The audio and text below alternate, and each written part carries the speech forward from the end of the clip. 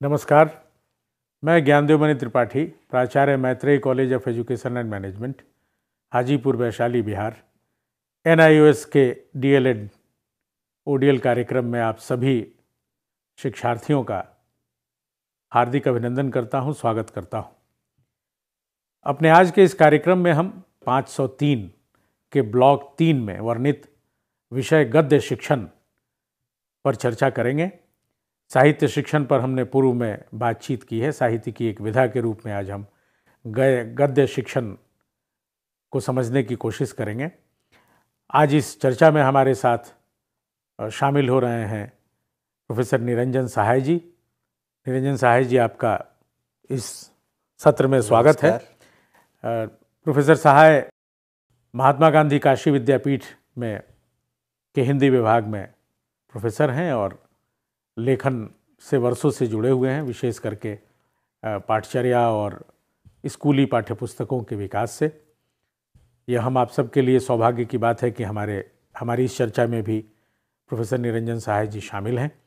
तो एक बार फिर से आपका स्वागत करते हुए निरंजन जी, हम लोगों ने पहले जो बातचीत की थी और अपने शिक्षार्थियों तक साहित्य शिक्षण के जिन उद्देश्यों को पहुंचाया था, उससे आगे बढ़ते हुए इसी से जुड़ा हुआ हमारा जो अगला विषय है वह है गद्य शिक्षण का। साहित्य की विभिन्न विधाओं में गद्य और पद्य मुख्य रूप से जो दो विधाएं हैं, उनमें गद्य शिक्षण पर केंद्रित कुछ बातचीत आज हम आपके साथ करेंगे जी। आपसे पहला सवाल जो शिक्षार्थियों की ओर से, मेरा नहीं है। शिक्षार्थी आपसे यह जानना चाहते हैं कि साहित्य संसार में गद्य के आने की क्या कहानी है जी।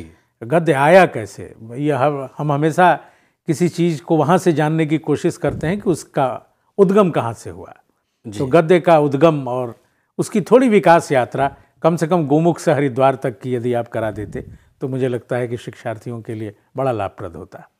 ज्ञानदेव जी, रचने और देखने की आदिम वृत्ति ने जिन अभिव्यक्ति कौशलों को संभव किया, उनमें कविता सबसे पहले आई जी जी। मानव जीवन की लंबी यात्रा के बाद अनेक नई परिस्थितियां, चुनौतियां, सपने, संघर्ष और प्रतिबद्धताएं भी उभरी। ऐसा लगा कि पद्य या कविता के रूपाकार में बहुत बातों को कहने में सफलता नहीं मिल पा रही है।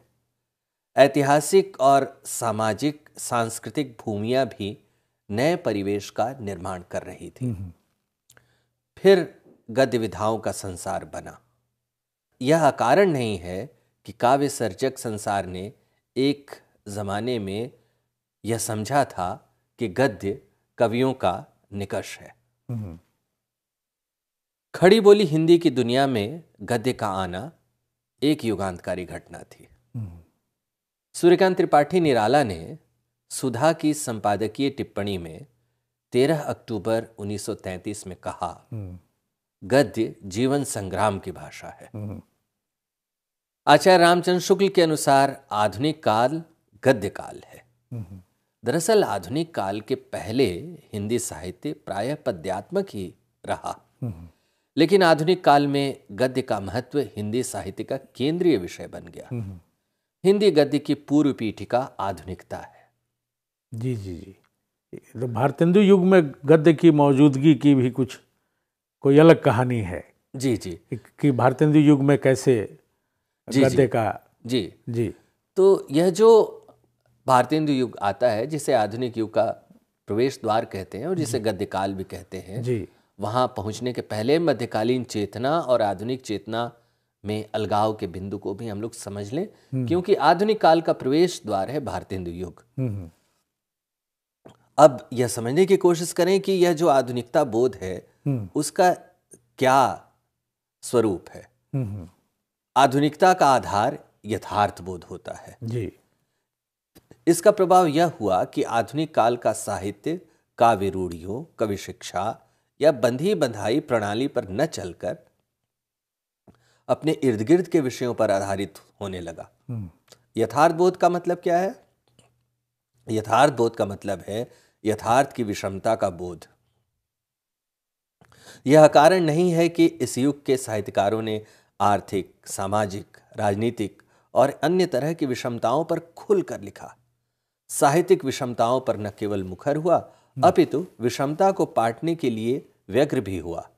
अन्य शब्दों में साहित्य ने विषमता से पीड़ितों के प्रति अपनी पक्षधरता जाहिर की, यानी साहित्य उत्तरदायित्व और सामाजिक चेतना से युक्त हो गया। अधिकांश आधुनिक गद्य विधाओं का जन्म भारतेंदु युग में हुआ। जी जी। इस युग में जन्म लेकर विकसित होने वाली 3 साहित्यिक विधाएं हैं, नाटक, निबंध और उपन्यास। जी। भारतेंदु युग से पहले नाटक के नाम पर मिलने वाली रचनाएं नगण्य हैं और वे विधायी रूप से नाटक हैं भी या नहीं, इस पर मतभेद है। इस युग के उल्लेखनीय रचनाकारों में भारतेंदु के अलावा लाला श्रीनिवास दास, ठाकुर जगमोहन सिंह, पंडित राधाचरण गोस्वामी आदि ने अपनी रचनात्मक प्रतिभा से चमत्कृत किया। आर्थिक विषमता, स्वाधीनता, नारी शिक्षा, धार्मिक पाखंड, हिंदी भाषा जैसे विषय इस युग की गद्य रचनाओं की परिधि में शामिल हैं। इन विधाओं ने हिंदी पाठकों में जबरदस्त वृद्धि की। एक बहुप्रसिद्ध रचना के साक्ष्य पर इसे समझें। देवकीनंदन खत्री के उपन्यास चंद्रकांता और चंद्रकांता संतति को पढ़ने के लिए अनेक गैर हिंदी भाषी लोगों ने हिंदी सीखी, ऐसा कहा जाता है। जी जी। भारतेंदु ने हिंदी साहित्य को एक नए मार्ग पर खड़ा कर दिया। वे साहित्य के एक नए युग के प्रवर्तक हुए। द्विवेदी युग को भारतेंदु युग का विस्तार कहा जाता है। द्विवेदी युग भारतेंदु युग के बाद आया था। जी। सरस्वती का प्रकाशन हुआ था, उसी समय नागरी प्रचारणी सभा का गठन हुआ था काशी में, और प्रयाग में हिंदी साहित्य सम्मेलन जैसी संस्थाएं भी बनी थीं। इन संस्थाओं के माध्यम से हिंदी गद्य और पाठकों की अभिरुचियों का फैलाव हुआ। इस युग की बौद्धिकता ने क्या किया? इस युग की बौद्धिकता ने मुख्य चेतना के रूप में इतिवृत्तात्मकता और गद्यात्मकता को प्रतिष्ठित किया। इतिवृत्तात्मकता का मतलब होता है यथा तथ्य वर्णन, यानी जो दिख रहा है उसी जैसा है उसका वर्णन। अनेक नई गद्य विधाओं का जन्म हुआ जी इस युग में, यानी द्विवेदी युग में, जिन्हें हम आत्मकथा, जीवनी, संस्मरण, यात्रा विवरण, रेखा चित्र आदि के रूप में पहचान सकते हैं। दरअसल स्वाधीनता आंदोलन के उस दौर में अनेक नए सामाजिक सांस्कृतिक उभारों ने अस्मिताओं की तलाश और स्वीकृति को भविष्य का लक्ष्य बनाया। अनेक गद्य विधाओं का आना इस युगीन सच्चाई का साक्ष्य है कि अभिव्यक्ति की दुनिया अनंत रूपा होती है। बहुरूपा अभिव्यक्ति कौशलों का बनना और विकसना मानवीय समाज के अधिकाधिक जनतांत्रिक लक्ष्य की ओर बढ़ना भी है। अब यह एक सवाल है कि अभी आपने विभिन्न गद्य विधाओं के एक तरह से विकास की यात्रा बताई, या उनके अस्तित्व में आने की जो कहानी है उससे शिक्षार्थियों को परिचित कराया। ये जो अलग अलग विधाएं हैं, गद्य विधाएं हैं, इनके अध्यापन में क्या ध्यान रखने की आवश्यकता है? मुझे लगता है कि हमें इस पर चर्चा करनी चाहिए कि गद्य विधाओं के अध्यापन में करते समय या गद्य विधाओं के सीखने का माहौल बनाते समय कक्षाओं में हमें क्या ध्यान में रखना चाहिए।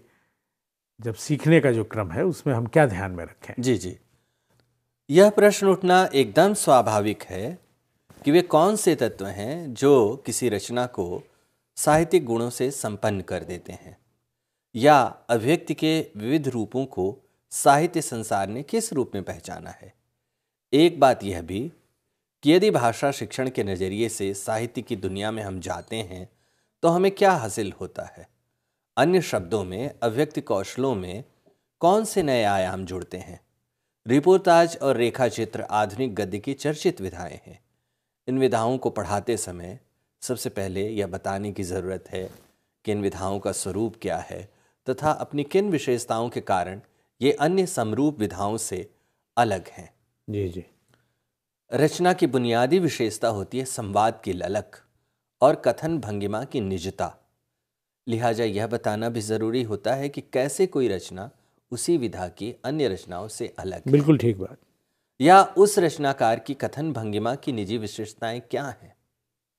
अब सवाल यह है कि रचना पाठ की भूमिका कैसे बने। वैसे तो हर अध्यापक की भूमिका निर्माण की अलग अलग प्रक्रियाएं होती हैं, लेकिन कुछ सामान्य बातें हैं जिनका उल्लेख किया जा सकता है।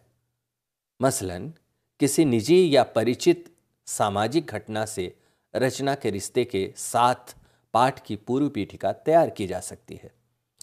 उसी तरह किसी अन्य विधा में रचित समान प्रसंगों से भी बात की शुरुआत की जा सकती है। जब रचना से परिचय बन जाए तब उसमें निहित किसी मार्मिक प्रसंग का उल्लेख किया जा सकता है। उल्लिखित प्रसंगों के बाद का क्रम है विधागत विशेषताओं का विश्लेषण, यानी कौन सी रचना किस विधा में है। कोई रेखा चित्र हो सकती है रचना, कोई संस्मरण हो सकता है, कोई निबंध हो सकती है रचना। गद्य विधाओं के शिक्षण की बात तब तक अधूरी रहेगी जब तक हम यह समझ नहीं बना पाए कि गद्य विधाओं के अध्यापन से हम क्या हासिल करते हैं। बिल्कुल। आप यह भली भांति जान चुके हैं कि साहित्य के दो रूप मुख्यतः प्रचलन में हैं, गद्य और पद्य। गद्य में भाषा का जीवंत निखरा हुआ और मानक रूप प्रकट होता है। भाषा के शुद्ध और परिनिष्ठित रूप को सीखने के लिए गद्य साहित्य के पाठों से विद्यार्थियों को परिचित कराना जरूरी है। गद्य पठन में भाषिक तत्वों का ज्ञान प्राप्त करने कराने का विशेष अवसर मिलता है।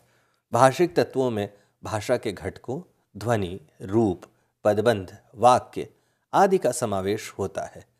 इसके अतिरिक्त शब्द भंडार, वाक्य संरचना, अनुच्छेद रचना, मुहावरों, लोकोक्तियों का शिक्षण भी गद्य शिक्षण का अभिन्न अंग है।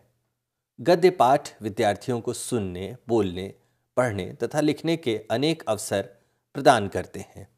गद्य साहित्य के अंतर्गत कहानी, निबंध, उपन्यास, जीवनी, आत्मकथा, संस्मरण, रेखाचित्र, यात्रा वृत्तांत आदि विधाएं आती हैं।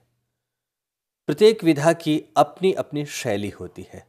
गद्य शिक्षण अधिगम द्वारा विद्यार्थियों को गद्य की अनेक विधाओं और शैलियों की जानकारी प्राप्त हो सकती है। जी जी, निरंजन जी, इतनी अच्छी जानकारी के लिए आपका धन्यवाद। हम यह जानना चाहते हैं कि गद्य की जो एक महत्वपूर्ण विधा है कहानी, और आमतौर पर हमारी पाठ्य पुस्तकों में कहानियाँ अधिक हैं, तो कहानी शिक्षण की प्रक्रिया पर कुछ आप हमें अवबोधित करते, हमारा ज्ञान बढ़ाते तो बढ़िया होता। यानी कहानी शिक्षण की प्रक्रिया के संदर्भ में हम आपसे कुछ जानना चाहेंगे। जी जी, कहानी शिक्षण के विविध संदर्भ हैं। इसके माध्यम से भाषा शिक्षण तो होता ही है, अन्य विषयों के शिक्षण में भी कुशल शिक्षक कहानी माध्यम का सफलतापूर्वक उपयोग करते हैं। जी। मशहूर शिक्षा शास्त्री गिजू भाई ने विद्यालय शिक्षण में कहानी की उपयोगिता पर एक बेहद महत्वपूर्ण पुस्तक की रचना की। कथा कहानी का शास्त्र उस किताब का नाम है। जी। उनके अनुसार कहानियों का बच्चों पर जबरदस्त प्रभाव पड़ता है। कथा पात्रों और घटनाक्रम से परिचित होते हुए वह एकात्म भाव विकसित होता है। इस एकात्म भाव में माता पिता और बालक, शिक्षक और विद्यार्थी एक दूसरे से प्रगाढ़ परिचय में आते हैं। उनके बीच उम्र और ज्ञान का अंतर मिट जाता है और वे एक दूसरे के बन जाते हैं। इससे उनके बीच विश्वास, प्रेम और सहानुभूति अपने आप प्रकट होती है। इस मधुर संबंध से घर की, विद्यालय की या समाज की व्यवस्था के सवाल अपने आप हल हो जाते हैं।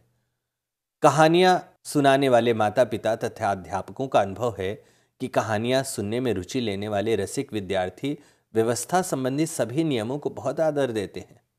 कहानी कहना अपने आप में कौशल है जिसमें प्रवीण होना शिक्षक के लिए आवश्यक है। अतः कहानी कहने या पढ़ने से पहले कुछ आधारभूत बातों को जानना जरूरी है, जिसकी ओर आपका इशारा भी था। कहानी शिक्षण के लिए शिक्षक का स्वयं भी कहानी में रुचि लेना और कहने में कुशल होना जरूरी है, ताकि विद्यार्थियों में भावानुभूति एवं रसानुभूति की भावना विकसित कर सके। कक्षा में कहानी पाठन या वाचन के साथ कहानी कहन पर बल दिया जाना जरूरी है, क्योंकि कहने से कहानी में एक नवीनता आ जाती है। कहानी को क्रमबद्ध और प्रवाह के साथ शुरू से आखिर तक कहा जाना चाहिए। जी। इससे कहानी की अंतर्वस्तु बची रहती है।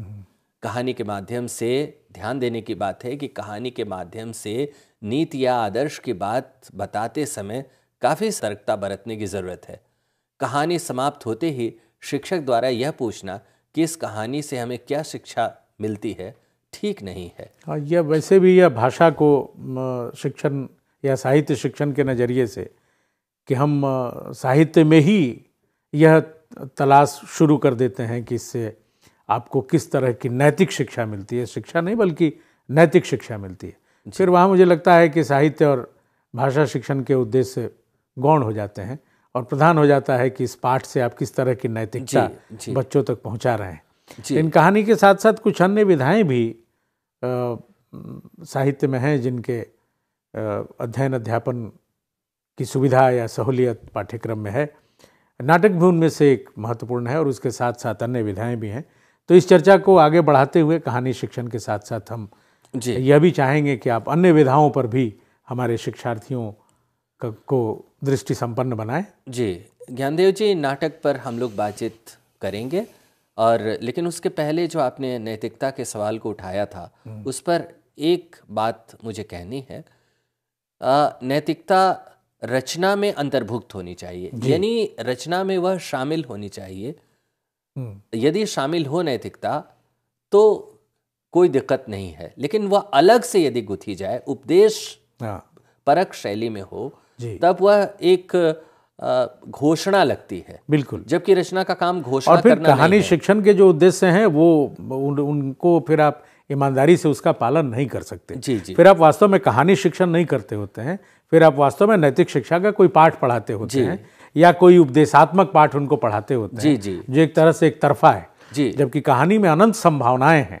आप कहानी से कविता की ओर जा सकते हैं, कहानी से नाटक की ओर जा सकते हैं, कहानी से एकांकी की ओर जा सकते हैं। उन तमाम संभावनाओं को हम तब बंद कर देते हैं जब हम केंद्रित कर देते हैं कि इस पाठ में तो हमें यही सिखाना है कि बच्चे सदा सच बोलें। जी। तब परेशानी होती है। आप याद कीजिए प्रेमचंद की मशहूर कहानी नमक का दारोगा। जी। पूरी कहानी में कहीं नहीं कहा गया है बिल्कुल कि अधिकारी को ईमानदार होना चाहिए। कहा न गया हो, लेकिन अब आप पढ़ाने लगे से एक यह संदेश निकलता है। तो यानी नैतिकता अलग से नत्थी की हुई नहीं है, वह पाठ के बीच से अपने आप उभर जाने वाली वह अनबोली आवाज है। बिल्कुल। जिससे जीवन जिसको मतलब पढ़ने वाला या जिस तक ये कहानी पहुंचती है वो पकड़ सके। कहानी या पाठ ऐसा हो कि उसके जो संदेश हैं वो पकड़ने में परेशानी न हो। यदि उसके उन संदेशों को हम पकड़ ही नहीं पा रहे तो अलग से थोपे जाने से मुझे नहीं लगता कि उसमें न तो आप साहित्य का शिक्षण कर पाएंगे और न ही नैतिक शिक्षा का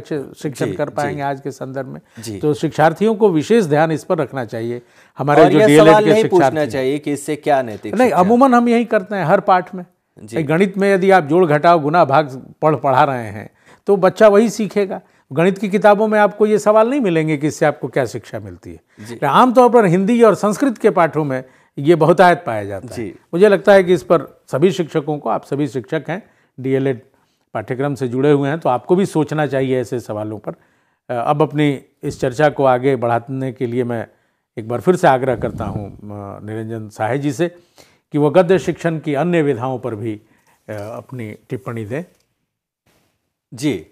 नाटक के साथ साथ जो अन्य विधाएं हैं जिसकी हम चर्चा कर रहे थे। जी। नाटक पर हमारी बातचीत हो रही थी, तो नाट्य अध्यापन की बारीकियों से परिचित होना जरूरी है। नाटक एक महत्वपूर्ण गद्य विधा तो है ही, यह अध्यापन कला का भी एक जरूरी तत्व है। जी।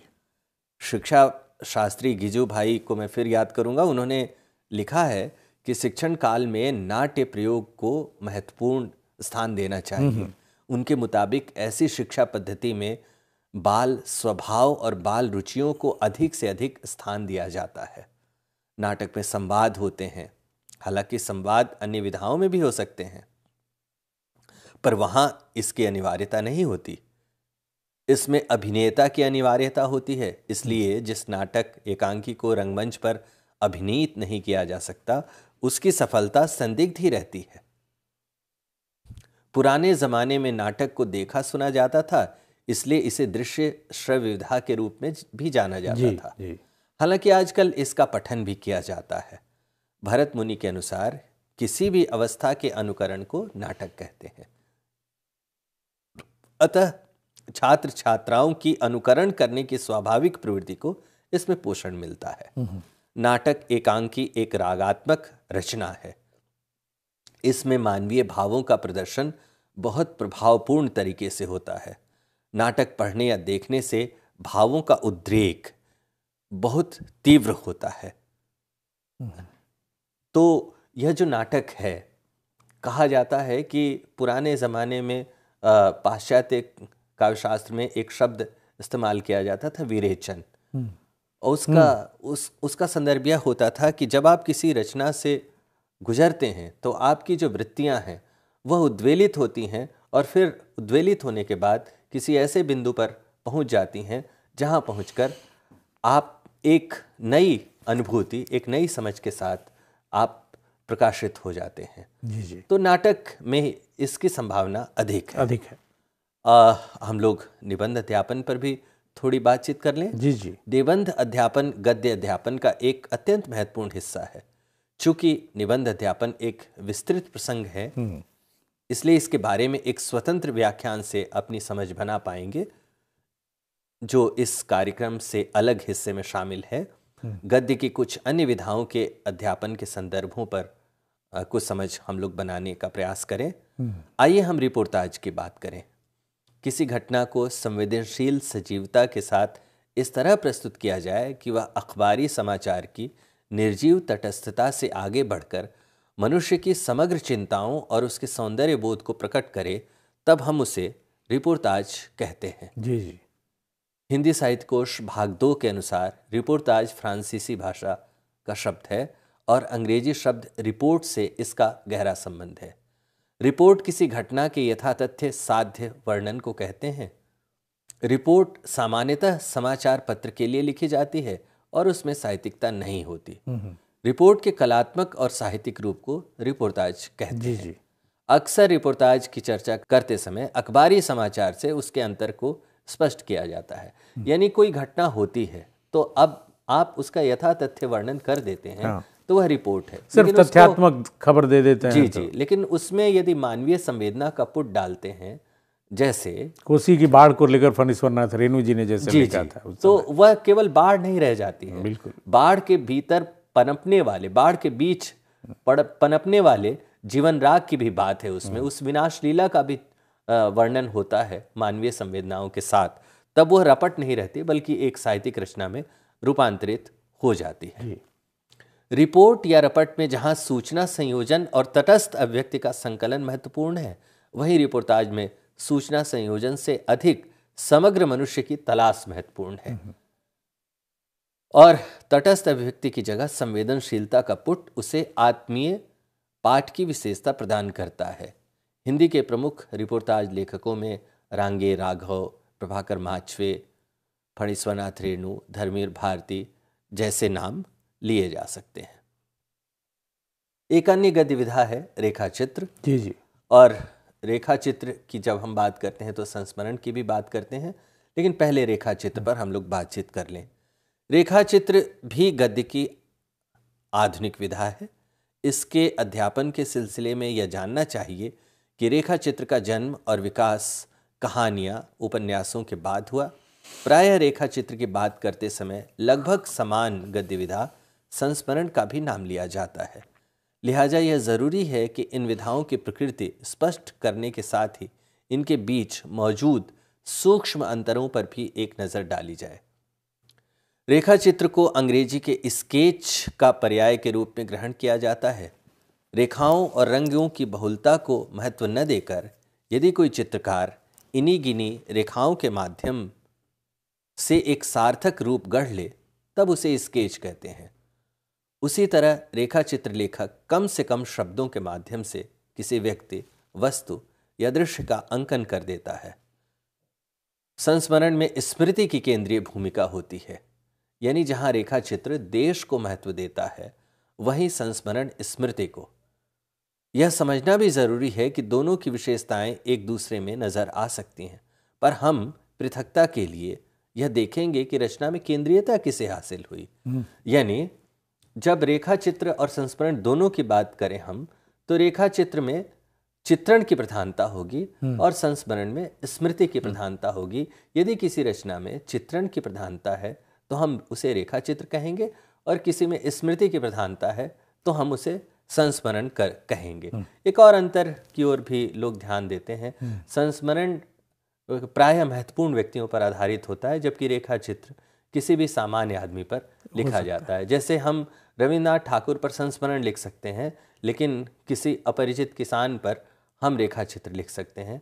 फर्क यही होगा कि एक में स्मृति की प्रधानता होगी और दूसरे में चित्रण की प्रधानता होगी। जहाँ मतलब रेखा चित्र का विषय घिसा हो सकता है महादेवी वर्मा जी का। जी जी जी।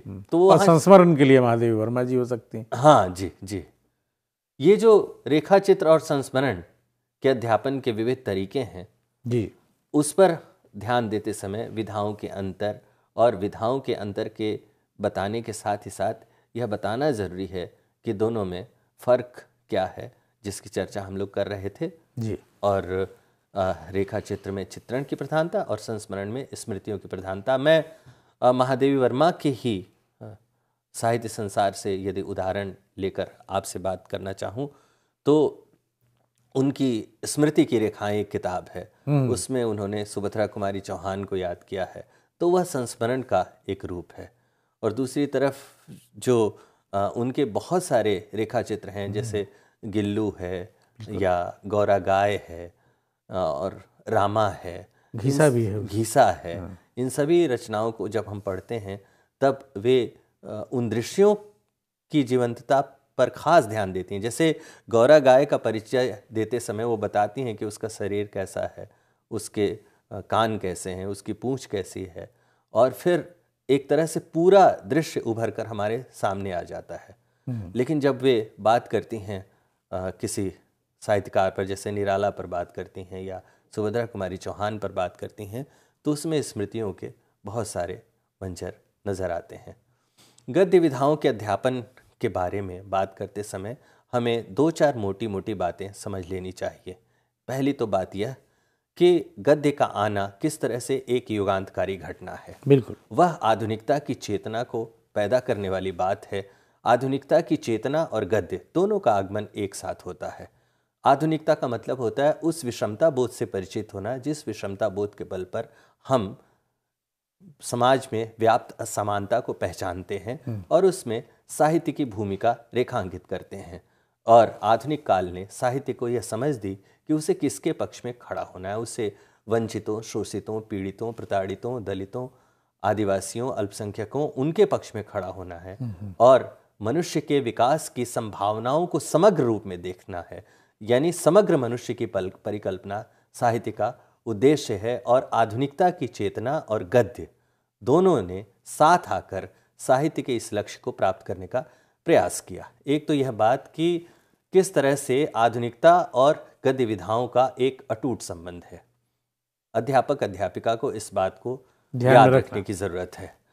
दूसरी बात यह कि वह मध्यकालीन चेतना से अलग है, यह आधुनिकता बोध। जी जी जी। और उसमें यह ध्यान देना है कि जब हम विधाओं पर बातचीत करते हैं, जैसे कहानी है या निबंध है या रेखा चित्र है या संस्मरण है, तो सबसे पहले हमें उन विधाओं की विधागत विशिष्टता के बारे में बताना पड़ेगा। और लेकिन विधागत विशिष्टता के पहले यानी उन विधाओं की समझ पहले देनी होगी। जी जी। और उन सीधे सीधे यदि उन विधाओं पर बातचीत की जाए तो वो एक नीरस बात हो जाएगी। हमें किसी दृश्य से या किसी घटना से या किसी रोचक पहलू से अपनी बात शुरू करनी पड़ेगी, फिर विधाओं के बारे में जानकारी देनी पड़ेगी। जिस विधा का हम अध्यापन करने जा रहे हैं उस विधा की जानकारी देनी पड़ेगी।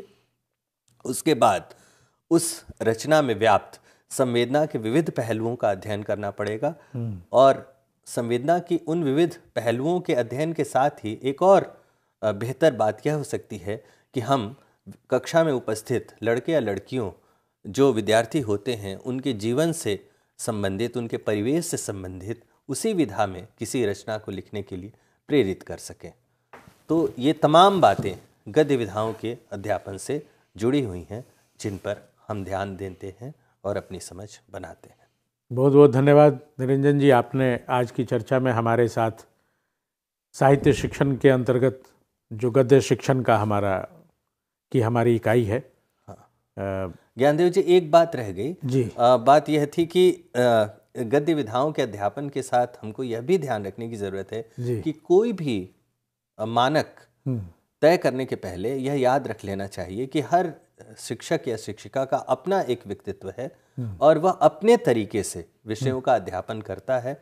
तो इन सारी चर्चाओं के साथ ऐसा संभव है कि उसके पास अपनी बात कहने का या विधाओं के अध्यापन कोई और तरीका हो, उसके पास कोई निजी तरीका हो जो उसका आजमाया हुआ तरीका हो, तो उसका भी उपयोग किया जा सकता है। मतलब अपने अनुभव से जो कुछ किसी शिक्षक ने हासिल किया है या शिक्षिका ने हासिल किए हैं तो उसका भी उपयोग करना चाहिए। यदि प्रभाव आपको लग रहा है कि गद्य शिक्षण के जो उद्देश्य हैं उसकी प्राप्ति हो रही है तो उसे भी किया जा सकता है। आज की चर्चा में आपने विस्तार से हमें साहित्य संसार में, हिंदी साहित्य में गद्य के आने की कहानी और आधुनिकता बोध से लैस होने तक की हिंदी की जो एक यात्रा है, बरास्ता भारतेंदु, सरस्वती प्रेस, महावीर प्रसाद द्विवेदी, रामचंद्र शुक्ल और उसी के समानांतर कुछ शिक्षाई हिंदी के बनने विकसने की भी जो बात है, क्योंकि जब गद्य का शिक्षण एक तरह से जब गद्य आता है, मुझे लगता है कि आधुनिक भारतीय शिक्षा में अपने बदले हुए रूप में हिंदी शामिल होती है और विशेष करके माध्यम भाषा तो वो बन ही नहीं सकती थी यदि गद्य इसके हिस्से न होता, यानी आधुनिक गद्य न होता। आपने गद्य की जो विविध रूप हैं उनके बारे में बताते हुए उनको किस तरह से हम बरतें या जानें या सीखें, यह विस्तार से बताया। मुझे लगता है आज की चर्चा में हमारे प्रशिक्षुओं को, हमारे शिक्षार्थियों को इस गंभीर विषय पर चिंतन, मनन और निधिध्यासन तीनों के लिए ही पर्याप्त सामग्री मिली होगी और आपसे अपेक्षा है कि आप निरंजन जी ने जो अभी जो बातें आप तक पहुंचाई हैं, आप उस पर चिंतन करें, मनन करें और निधिध्यासन के बाद अपने निष्कर्ष पर बढ़ें। इन्होंने आपको ये छूट भी दी है कि यदि आपके पास और भी कोई तरीका है, आजमाया हुआ तरीका, यानी जिससे हम गद्य शिक्षण के उद्देश्यों को प्राप्त कर सकते हैं, तो आप उसे भी करते रहिए। और शिक्षा शास्त्र में नवाचार के अंतर्गत उसके लिए तो हम सबके पास पहले से ही स्थान उपलब्ध है। तो आज की इस चर्चा के लिए निरंजन सहाय जी का और आप सबका बहुत बहुत आभार और धन्यवाद।